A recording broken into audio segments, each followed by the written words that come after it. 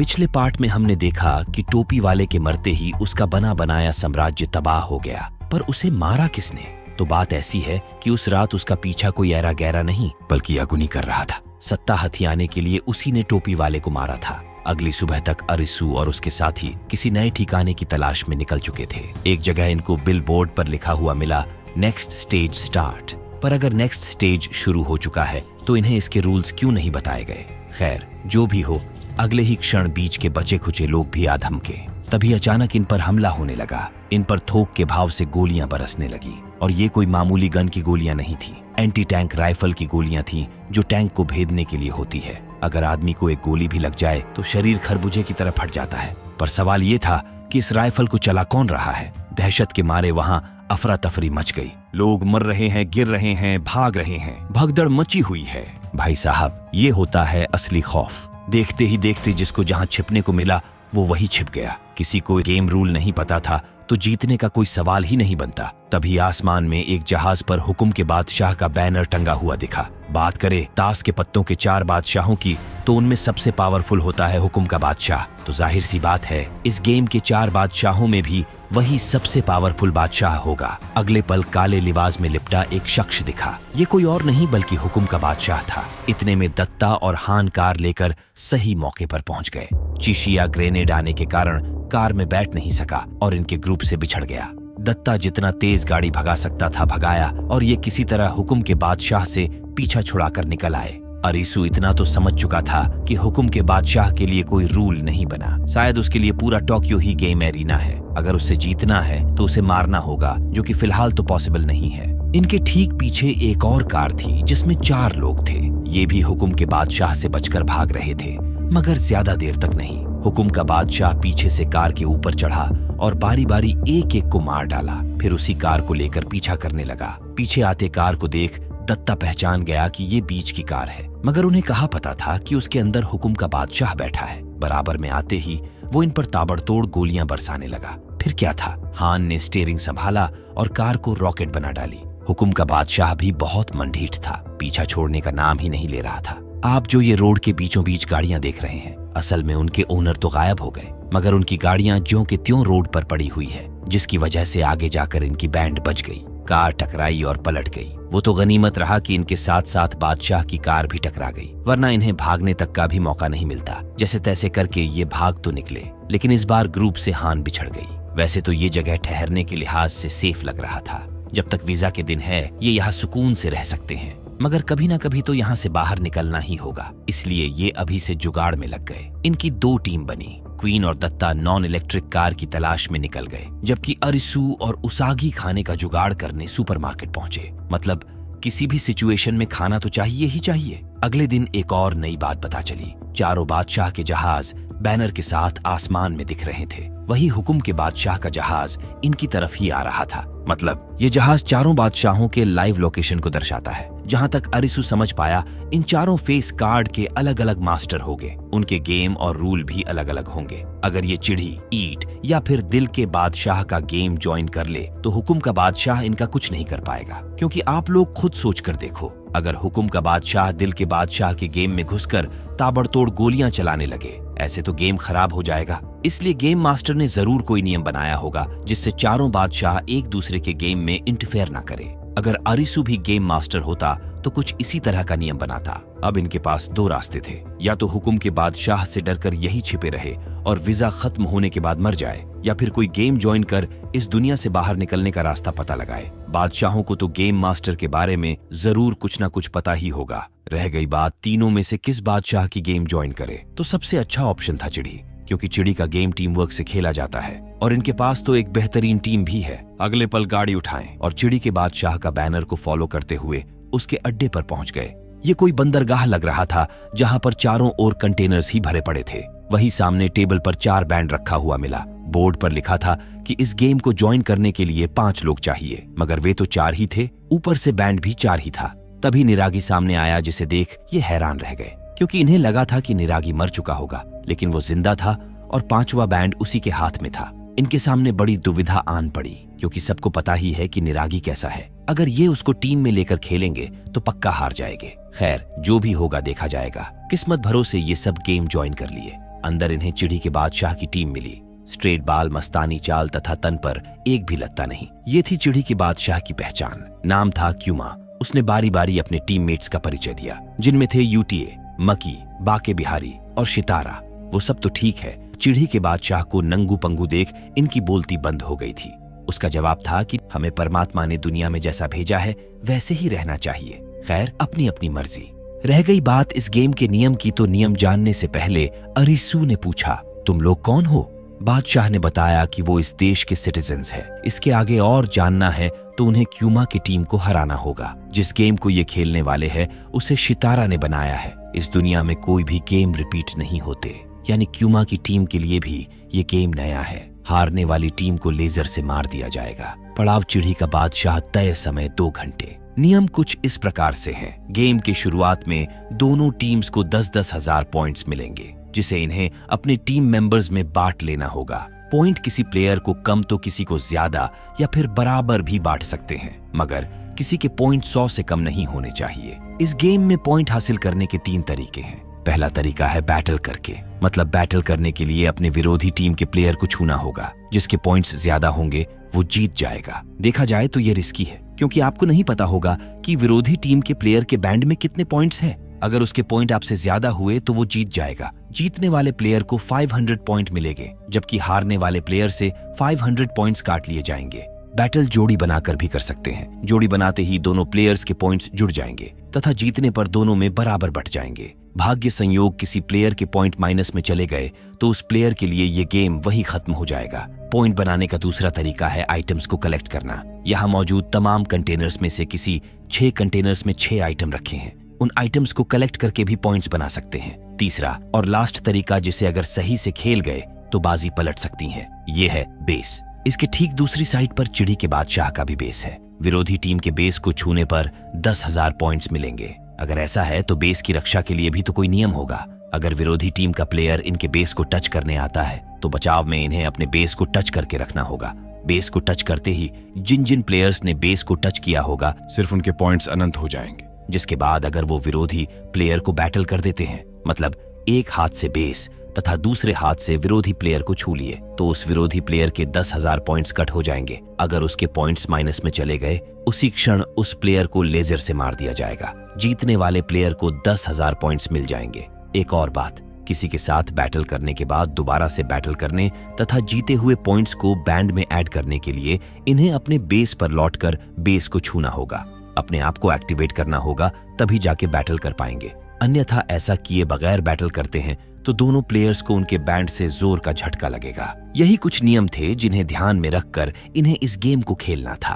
Point बांटते ही खेल शुरू हो गया। अरिसू ने तेज भागने वाले प्लेयर्स को कम तथा धीरे भागने वालों को ज्यादा पॉइंट्स दिए थे। दत्ता के पॉइंट्स तो ठीक थे, उसके पास इन्फिनिटी पॉइंट्स का पावर सपोर्ट था। आगे जाकर इन्हें माकी मिला, जो इनको जोड़ी बनाते देखते ही भाग खड़ा हुआ। इधर काफी कंटेनर ढूंढने के बाद अरिसू और क्वीन को एक आइटम मिला। बटन प्रेस करते ही क्वीन के बैंड में 2000 पॉइंट्स जुड़ गए। अगले ही पल अनाउंस हुआ कि पॉइंट्स में बदलाव हुए हैं। अरिसू की टीम 2000 पॉइंट से आगे है। इतने में औसागी और निरागी ने भी बाके बिहारी को फंसा लिया। ये एक के बाद एक मिलकर चारों विरोधी प्लेयर्स से बैटल करके जीत गए, क्योंकि क्यूमा ने अपने सारे प्लेयर्स में 2-2 हजार पॉइंट्स बांट दिए थे। जोड़ी बनाकर भी नहीं खेल रहे थे। मतलब चिड़ी का बादशाह इतना बेगैरत बकवास जाहिल होगा, इन्होंने तो ये सपने में भी नहीं सोचा था। फिर से अपने आप को एक्टिवेट किए और जोड़ी बनाकर आइटम्स को ढूंढने निकल पड़े। इधर चिड़ी के बादशाह ने हारने के बाद एक बहुत ही जबरदस्त प्लान बनाया। सबने उसके प्लान को ध्यान से सुना और फिर ये अरिसू के बेस पर हमला बोलने पहुंच गए। उन्हें चारों तरफ से आते देख दत्ता डर गया। साथ ही साथ वार्न किया कि उसके पास अनंत पॉइंट्स है, जो भी उससे बैटल करेगा वो मारा जाएगा। चारों एक दूसरे की आंखों में देखे और दत्ता की तरफ तेजी से दौड़ पड़े। दत्ता एक बार में एक को ही बैटल कर पाया, जबकि 3 प्लेयर्स ने एक साथ बेस को टच कर लिए। अगले पल अनाउंस हुआ कि दोनों टीमों के पॉइंट्स में बदलाव हुए हैं। चिड़ी के बादशाह की टीम 4000 पॉइंट से आगे है। तो हुआ यह कि 3 प्लेयर्स ने बेस को टच किया, जिसके इन्हें 10-10 हजार करके 30,000 पॉइंट्स मिले, जबकि दत्ता सिर्फ एक को ही बैटल कर पाया, जिसके उसे 10,000 पॉइंट्स मिले। वही बैटल हारने के बाद सितारा के पॉइंट्स माइनस में चले गए। अगले ही पल उसे लेजर से मार दिया गया। इनकी आंखों का तारा सितारा नहीं रहा। यानी देखा जाए तो वो चारों सर पे कफन बांध कर आए थे। उन्हें पहले से ही पता था कि इस बैटल में उनमें से किसी एक की मौत होगी। शितारा के मौत का बादशाह और उसके टीममेट्स को काफी अफसोस हुआ, और हो भी क्यों ना, अपनी दुनिया में वे सभी जिगरी दोस्त थे, साथ मिलकर एक बैंड चलाते थे। इधर अरिसू को अब जाके समझ आया कि क्यूमा ऐसे ही बादशाह नहीं बना, जितना बेवकूफ वो अपने आप को दिखा रहा है असल में है नहीं। उसने जीतने के लिए अपने ही टीममेट की बलि चढ़ा दी। वैसे दत्ता के पास 10,000 पॉइंट्स है जिससे जोड़ी बनाकर ये बैटल कर सकते हैं, मगर बैटल करके जीतते भी है तो एक बैटल के 500 पॉइंट्स मिलेंगे, उसमें क्या ही हो जाएगा। इनके सामने दो रास्ते थे, या तो ये मिलकर उनके बेस पर हमला करे या फिर कंटेनर्स में बचे उन आइटम्स को ढूंढे। जहां तक निरागी और अरिसू को लग रहा था कि उनके विरोधी 4,000 पॉइंट्स से आगे चल रहे हैं, तो बेस छोड़कर क्यों हटेंगे, वहां जाना फिजूल ही होगा। इन्हें बैटल से बचते हुए अलग अलग होकर आइटम्स को ढूंढना चाहिए। ढूंढने निकले तो आइटम्स तो नहीं मिले, उल्टा क्वीन ओसागी तथा अरिसू उनके चुंगल में फंसकर बैटल हार गए। इस दरमियान चिड़ी के टीम मेंबर्स को 4 आइटम्स भी मिले, जिससे वे अब 12,000 पॉइंट से आगे हैं। यानी अरिसू का अंदाजा बिल्कुल गलत निकला। चिड़ी के बादशाह के टीम मेंबर्स में से कोई भी बेस पर नहीं था, सब इनसे बैटल करने तथा आइटम्स को ढूंढने निकले थे। क्यूमा पहले ही भांप चुका था कि उनके अपोनेंट्स में उनके बेस पर हमला करने जितना दमखम नहीं है। अरिसू को अब जाके समझ आया कि उसका पाला गेम के किसी बादशाह से पड़ा है। इनके जीतने की उम्मीद ना के बराबर थी। ना ही तो बैटल करके 12,000 पॉइंट बना सकते हैं और ना ही आइटम्स में 12,000 पॉइंट मिलेंगे। 6 आइटम्स में 10,000 पॉइंट्स थे, जिनमें से 7,500 पॉइंट्स ऑलरेडी निकल चुके हैं। आखिरी आइटम में सिर्फ 2,500 पॉइंट्स होंगे। इतने में अरिसू बेस को टच करने गया, तभी उसके दिमाग की बत्ती जली। उसने अपने बैंड को एक्टिव नहीं किया और किसको कैसे क्या करना है बारीकी से समझा दिया। इस तरकीब के जरिए ही इनकी किस्मत बदलेगी तो बदलेगी, वरना मरना तो है ही। वैसे भी गेम खत्म होने में अब कुछ ही मिनट बचे हैं। उधर वे लोग बैठे बैठे बोर हो रहे थे, तभी उसागी सामने आई और बाके बिहारी को उकसाने लगी कि ओ बाके बिहारी दम है तो मुझे पकड़ कर दिखाओ। बाके बिहारी को कोई चैलेंज करे और वो मना कर दे, ऐसा भला हो सकता है क्या? दोनों के बीच पकड़म पकड़ाई का खेल शुरू हो गया। इस बार उसागी अगर बैटल हारी तो मारी जाएगी, क्योंकि उसके पास सिर्फ 50 पॉइंट ही शेष बचे हैं। इधर ये तीनों भी चिड़ी के बेस पर आ धमके। यूटीएमाकी और क्यूमा ने जैसे ही बेस को टच किया, उनके पास अनंत पॉइंट्स हो गए, यानी अब वो अपने बेस को डिफेंड करने के लिए तैयार है। अगले ही पल क्वीन अरिसू और निरागी 3 तरफ से उनके बेस पर हल्ला बोल दिए। मकी क्वीन से भिड़ गया। इससे पहले कि अरिसू बेस को छूता, क्यूमा ने उसे बैटल कर दिया, मगर अरिसू ने अपने बैंड को एक्टिव नहीं किया था, जिससे उन दोनों को बैंड से जोरदार झटका लगा। दोनों जमीन पर गिर पड़े। सही मौका देख निरागी बेस को टच करने में कामयाब रहा। तुरंत ही 10,000 पॉइंट्स मिल गए। निरागी का बैंड इनएक्टिव होते ही उसने फौरन माकी को झटका दिया। क्वीन बेस की तरफ झपटी, मगर ऐन वक्त पर माकी ने उसे बैटल कर दिया। यानी सब गुड़ा गणित लगाने के बाद भी ये 3,000 पॉइंट से पीछे रह गए। समय भी सिर्फ 20 मिनट ही बचे हैं। इस दरमियान अगर ये आखिरी आइटम भी ढूंढ ले तो भी 500 पॉइंट से हार जाएंगे। वही यूटीए का कहना था कि अब गेम खत्म होने तक जितना भी समय बचा है वो इनएक्टिव ही रहेंगी, ताकि उसे कोई बैटल ना कर पाए। उनकी टीम में एक वही थी जिसके पास सिर्फ 5,000 पॉइंट्स थे। रह गई बात बाके बिहारी, मकी और क्यूमा की, तो उन सब के पास 12,000 पॉइंट से भी ऊपर है, जिन्हें वे बैटल करके हरा नहीं सकते। तभी उसागी ने उस आखिरी आइटम को ढूंढ निकाला। अब सिर्फ 500 पॉइंट्स चाहिए थे। निराश होकर बेस पर लौटे तो देखे कि दत्ता अपने ही हाथ को तोड़कर बैंड को निकालने में लगा था। उसके पास एक सॉलिड प्लान था। उसके बैंड में 10,100 पॉइंट्स है। अगर वे इसका इस्तेमाल ठीक तरीके से करे तो बाजी पलट सकती हैं। उधर चिड़ी का बादशाह अपनी जीत मान ही चुका था, इसलिए बेस को छोड़कर सैर सपाटा पर निकल गया। कुछ देर बाद उसके पास आरिसू भी आदमका और गिड़गिड़ाने लगा कि मरने से पहले वो जानना चाहता है कि इस गेम के क्रिएटर कौन है, इनकी असली दुनिया का क्या हुआ। वैसे चिड़ी के बादशाह ने उसे गेम के शुरुआत में ही बता दिया था कि कुछ भी जानने के लिए उसे चिड़ी के बादशाह को हराना होगा, जो कि वो नहीं कर पाया। खैर छोड़ो, हाथ ही मिलाकर बैटल कर लो। अगर मरना ही है तो एक बेहतरीन खिलाड़ी के साथ बैटल करके मरूंगा। यही उसकी आखिरी इच्छा थी, जिसे क्यूमा ने पूरा कर तो दिया, मगर बैटल में हार गया, जिससे क्यूमा के 500 पॉइंट माइनस हुए और ये 500 पॉइंट से आगे हो गए। दरअसल दत्ता मरना नहीं चाहता था। उसी ने अरिसू को आइडिया दिया कि उसके बैंड में 10,100 पॉइंट्स है। अगर अरिसू उसे जेब में छिपाकर पेयर कर ले तो विरोधियों को इसकी भनक नहीं लगेगी। ये जीतने के लिए इस हद तक क्रूर हो जाएंगे, क्यूमा को इसका बिल्कुल भी अंदाजा नहीं था। अरिसू के जीतने के बाद भी क्यूमा ने उसे इस दुनिया के बारे में कुछ नहीं बताया। जैसे ही टाइम खत्म हुआ, चिड़ी की टीम मारी गई। उनका बैनर जहाज के साथ ही तबाह हो गया। ये लोग जब तक वापस लौटते दत्ता मर चुका था। किसे पता था कि इनके टीम का सबसे फिसड्डी प्लेयर ही इनकी नैया पार लगाएगा। यहाँ से कहीं दूर हम दिल के गुलाम के बैनर को देखते हैं। ये कोई सरकारी जेल मालूम पड़ रहा था। इस गेम को खेलने के लिए 19 लोग अपने अपने कॉलर को पहनकर तैयार बैठे थे। उन्हीं में चिशिया भी था। 20वें प्लेयर के गेम ज्वाइन करते ही इन्हें पड़ाव मिला दिल का गुलाम। तय समय है 1 घंटे। नियम की बात करें तो इनके कॉलर के पीछे प्लेइंग कार्ड का सिंबल बना हुआ है, जिसे ये खुद से नहीं देख सकते। इन्हें उसे अंदाजा लगाना होगा। फिर टाइम खत्म होने से 5 मिनट पहले किसी भी सेल में जाकर अपने अपने कॉलर के सिंबल को बताना होगा। अगर जवाब गलत हुआ तो टाइम पूरा होते ही उस प्लेयर के गले का कॉलर फट जाएगा। हर राउंड में कॉलर के सिंबल बदल जाएंगे। इस गेम का मकसद ये देखना है कि आप किसी अनजान व्यक्ति पर कितना भरोसा कर सकते हैं। इनके बीच दिल का गुलाम भी प्लेयर बनकर इस गेम को खेल रहा है। अगर जीतना है तो इन्हें दिल के गुलाम से सावधान रहकर खेलना होगा। ये गेम तब तक खत्म नहीं होगा जब तक कि दिल का गुलाम गलत जवाब देकर मर नहीं जाता, या फिर वो इन 19 लोगों को अपने झांसे में फंसाकर मरवा नहीं देता। ये सुनते ही सब एक दूसरे को शक की निगाहों से देखने लगे। कौन जाने इनके बीच दिल का गुलाम कौन है। एक और बात, कोई भी प्लेयर किसी भी प्लेयर को जान से नहीं मार सकता और ना ही किसी रिफ्लेक्ट होने वाली चीज पर से अपने सिंबल को देख सकता है। ऐसा करते अगर कोई पकड़ा गया तो उसकी चमड़ी उधेड़ दी जाएगी। इसको खत्म होने में हफ्ते, महीने या फिर सालों लग सकते हैं। इसलिए खाने पीने का भी भरपूर सामान रखा गया है। जितने भी प्लेयर खेल रहे हैं उनके वीजा के दिन भी कम नहीं किए जाएंगे। जैसे जैसे टाइम आगे बढ़ा लोग ग्रुप बनाने लगे ताकि एक दूसरे को अपने कॉलर का सिंबल बता सके।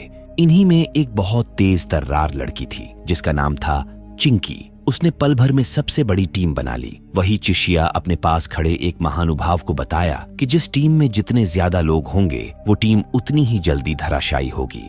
इसलिए मेरा साथ दो, हम दोनों मिलकर इस गेम को जीत लेंगे। चिशिया बात करने में कलाकार तो था ही, उसने चिंटू को फुसलाकर अपनी टीम में शामिल कर लिया। दोनों ने एक दूसरे के सिंबल्स भी बता दिए। और पर 2 लोग दिखे जिन्हें अभी तक कोई पार्टनर नहीं मिला था, इसलिए हार थक कर वो दोनों भी अपनी जोड़ी बना लिए। यहीं पर एक यावा नाम का बंदा भी था जो एक लड़की को जबरन कंट्रोल किया हुआ था। मतलब वो लड़की डरकर उसके साथ थी। 55 मिनट बिता फिर जवाब देने की बारी आई। सभी अपने अपने पसंदीदा सेल में जाकर जवाब दिए। पहला राउंड पूरा हुआ मगर कोई नहीं मरा क्योंकि सबने सही जवाब दिया था। अगर ऐसा ही चलता रहा तब तो ये सालों साल यहीं पर कैद होकर रह जाएंगे। इतने में एक गुंडा एक शरीफ से दिखने वाले आदमी को पीटने लगा क्योंकि वो उसके कॉलर का सिंबल नहीं बता रहे थे। मौका देख जेम्स नाम का प्लेयर उन्हें सहारा देने के बहाने उकसा दिया कि बोल दो उसका सिंबल चिड़ी है। उसने ऐसा ही किया। चिंकी को वो शरीफ आदमी सही लगा, इसलिए उसने उनको अपनी टीम में शामिल कर लिया। जवाब देने की बारी आई तो गुंडे ने चिड़ी जवाब दिया, जबकि उसका सिंबल तो ईंट था। आखिरी सेकंड पूरे होते ही उसका गला खरबूजे की तरह फूट गया। गेम में कौन प्लेयर एलिमिनेट होकर मर रहा है वो सब स्क्रीन पर बाकायदा दिखाया और बताया जा रहा था। तेज तर्रार चिंकी को समझते देर नहीं लगा कि ये शरीफ आदमी ही दिल का गुलाम है। तभी तो उससे झूठ बोलकर उस गुंडे को मरवा दिया। इस राउंड में हम इसे मरवा देते हैं। मगर पिंकी इसके खिलाफ थी क्योंकि अगर वो गुलाम नहीं हुआ तो खामखां उसकी जान चली जाएगी। किसी ने उस भले मानुष के सिंबल को नहीं बताया जिस कारण वो भी मारा गया। 18 खिलाड़ी सेल से बाहर आए। इतने में अगला राउंड शुरू होने का अनाउंस हुआ। चिंकी हैरान रह गई कि उन्होंने गलत आदमी को मरवा दिया। अगर वो शरीफ आदमी दिल का गुलाम होता तो गेम खत्म हो जाना चाहिए था। कोई ना, इस बार वो पिंकी पर निशाना साधने लगी क्योंकि पिछले राउंड में वो उसके खिलाफ जाने की कोशिश कर रही थी। क्या पता आगे चलकर वो इनके ग्रुप के लिए खतरनाक साबित हो। इसलिए सभी ने मिलकर उससे झूठ बोला कि उसके कॉलर का सिंबल चिड़ी है, जबकि असल में तो दिल था। वही चिशिया हर एक प्लेयर पर बारीकी से नजर बनाए हुए था। कौन कहाँ आ रहा है, कहाँ जा रहा है, क्या खा रहा है, उसकी नजर हर किसी पर थी। वो गुलाम को पहचानने में बराबर लगा हुआ था। इस बार जवाब देने की बारी आई तो पिंकी का पत्ता कट गया। इससे रिंकी का माथा ठनक चुका था। वो समझ चुकी थी कि चिंकी उसको भी मरवा सकती है। अगला राउंड शुरू हुआ। सबने रिंकी का सिंबल बताया दिल, जो कि बिल्कुल सही था। मगर उसे चिंकी और अपने टीम पर भरोसा नहीं था। इससे पहले कि उसके टीममेट्स उसके साथ खेला कर दे, रिंकी कंफर्म करने के लिए एक दूसरे जोड़े के पास गई। उन दोनों ने उस पर तरस खाकर बता दिया कि उसका सिंबल चिड़ी है। भाई साहब, वो इतना खुश हुई कि जैसे लॉटरी लग गई हो। पर ये लॉटरी नहीं, उसके मौत का फरमान था। गुलाम को एलिमिनेट करने के लिए लोग दबाकर दूसरे ग्रुप के लोगों से झूठ बोल रहे थे। 6वां राउंड आते आते चिशिया का पार्टनर बेकाबू होने लगा था। 9वां राउंड तक चिंकी के टीम में भी फुट पड़ चुकी थी। उनमें भी सिर्फ 4 ही लोग बचे थे। इस बार पप्पू ने सोचा कि क्यों ना चिंकी को ही रास्ते से हटा दिया जाए, पर झूठ बोलने में उसकी जुबान लड़खड़ाने लगी। वो झूठ नहीं बोल पाया। चिंकी उसकी मंशा समझ गई। फिर क्या था, चिंकी ने बचे हुए 2 साथी सिट्टू और बिट्टू के साथ मिलकर प्लान बनाया कि अगले राउंड में पप्पू को खत्म कर देते हैं। फिर वो मस्तानी चाल चलते हुए अपने सेल की तरफ बढ़ चली। इधर सिट्टू और बिट्टू समझ चुके थे कि उनके लिए चिंकी और पप्पू दोनों खतरनाक है। क्यों ना अगले राउंड में उनका सुपड़ा साफ कर दिया जाए। अगले राउंड में चिंकी और सिट्टू बिट्टू ने मिलकर पप्पू का सिंबल गलत बताया। फिर चिंकी की बारी आई तो इन तीनों ने मिलकर चिंकी का सिंबल गलत बताया। गलत जवाब देते ही चिंकी और पप्पू दोनों ऑफ हो गए। डर का आलम इस कदर बढ़ चला था कि सिट्टू बिट्टू को भी एक दूसरे पर भरोसा नहीं रहा। दोनों एक दूसरे को अपने अपने सिंबल गलत बताए और मारे गए। अब सिर्फ 6 लोग बचे थे, यानी कि 3 जोड़ियां। वही चिशिया ने जिस लड़के को पार्टनर बनाया था वो काफी नरम दिल का था। इतनी मौतें देख उसकी हालत खराब हो चुकी थी। वह प्रेशर हैंडल नहीं कर पा रहा था। आखिरकार उसने 13वें राउंड में हार मान जवाब देने से मना कर दिया। मतलब चिशिया की तो लग गई। वो बुरा फंस चुका था। अगला राउंड शुरू होते ही वो जुगनू से मिला। उससे अपने कॉलर का सिंबल पूछा, मगर जुगनू तो जुगनू है। वो कहा कुछ बताने वाला था। तभी चिशिया चाल चलना शुरू किया कि जुगनू का जो पार्टनर जेम्स है वो खूनी है।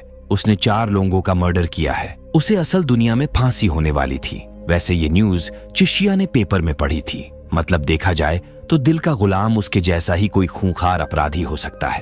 अब सिर्फ 5 लोग बचे हैं। मतलब इस राउंड में दिल का गुलाम अपनी चाल जरूर चलेगा। यानी इस बार जुगनू की बत्ती गुल होने वाली है। इसलिए उसके पास उसके सिंबल को कंफर्म करने के लिए एक्स्ट्रा पार्टनर मिल जाए तो इससे बेहतर और क्या ही हो सकता है। वैसे तुम्हारा सिंबल हुक्म है। जुगनू उसकी बातों में नहीं आया, फिर भी बताता गया कि उसका सिंबल दिल है। चिशिया को तो पता ही है कि वो झूठ बोला होगा। इधर जुगनू वापस आकर जेम्स को बताया कि वो भूरे बालों वाला लड़का ही दिल का गुलाम है। उसे फुसलाने की कोशिश कर रहा था, मगर इस बार यकीनन वो मरेगा और हम गेम जीतेंगे। उधर चिशिया सोनाली के पास पहुंचा। बताया कि उसका पार्टनर मर चुका है। उसे अपना सिंबल जानने के लिए हेल्प चाहिए। बदले में वो भी उसके सिंबल को बता देगा। वैसे जुगनू से उसने पूछा था तो उसने चिढ़ी बताया। यकीनन वो झूठ बोला होगा। सोनाली ने उसके सिंबल को देखा और बिना कुछ बताए ही चली गई। मतलब चिढ़ी तो नहीं है और ना ही दिल, जैसा कि जुगनू ने बताया था। यानी ईट और हुकुम में से ही कोई एक हो सकता है। खैर जो भी हो, सोनाली वापस अपने जोड़ीदार के पास पहुंची क्योंकि जवाब देने का टाइम करीब आ चुका था। यावा ने तो उसका सिंबल सही बता दिया, मगर इस बार सोनाली पलट गई। सिंबल था चिढ़ी और उसने ईट बताया। यानी इस बार यावा का भी कावा कावा हो जाएगा। इधर जेम्स ने सही सही बता दिया कि जुगनू का सिंबल है हुकुम। जब जेम्स की बारी आई तो जुगनू उससे सरासर झूठ बोला। जेम्स का सिंबल था दिल, जबकि उसने हुकुम बता दिया। सभी जवाब देने अपने अपने सेल में पहुंचे। चिशिया ने 3-5 करके अनुमान लगा लिया था कि उसका सिंबल दिल और चिड़ी नहीं है। उसे हुकुम और ईट पर ही तुक्का लगाना था, तो उसने अंदाजे से अपना जवाब दे दिया। तभी कॉलर फटने का धमाका हुआ। सेल से एक प्लेयर ही निकल पाया। वो था जुगनू।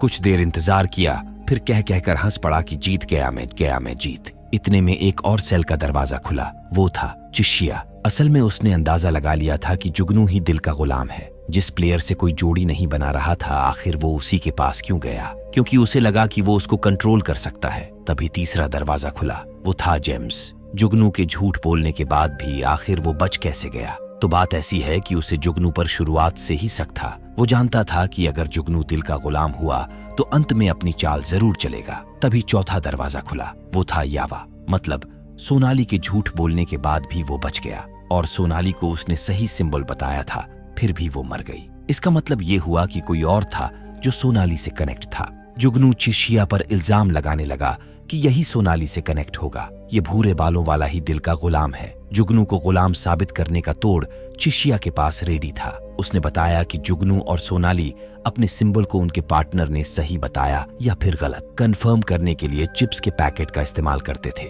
जो कि 4 फ्लेवर में आता है। खट्टा हुआ तो हुकुम, तीखा हुआ तो इट। ऐसा कुछ जुगाड़ उन्होंने बनाया था। आखिरकार तीनों ने अपनी अपनी बात रखकर गुलाम को ढूंढ ही निकाला। रह गई चिशिया, यावा और जेम्स के बचने की बात। तो चिशिया का तुक्का सही बैठ गया था। वही सेल में जवाब देने जाने से पहले जेम्स और यावा इत्तेफाक से टॉयलेट में मिले थे। यावा को लग रहा था कि जेम्स दिल का गुलाम है और जेम्स को लग रहा था कि यावा दिल का गुलाम है। खैर, दोनों असल जिंदगी में क्रिमिनल थे। बात करने पर पता चला कि दोनों के ख्यालात भी काफी मिलजुल रहे थे।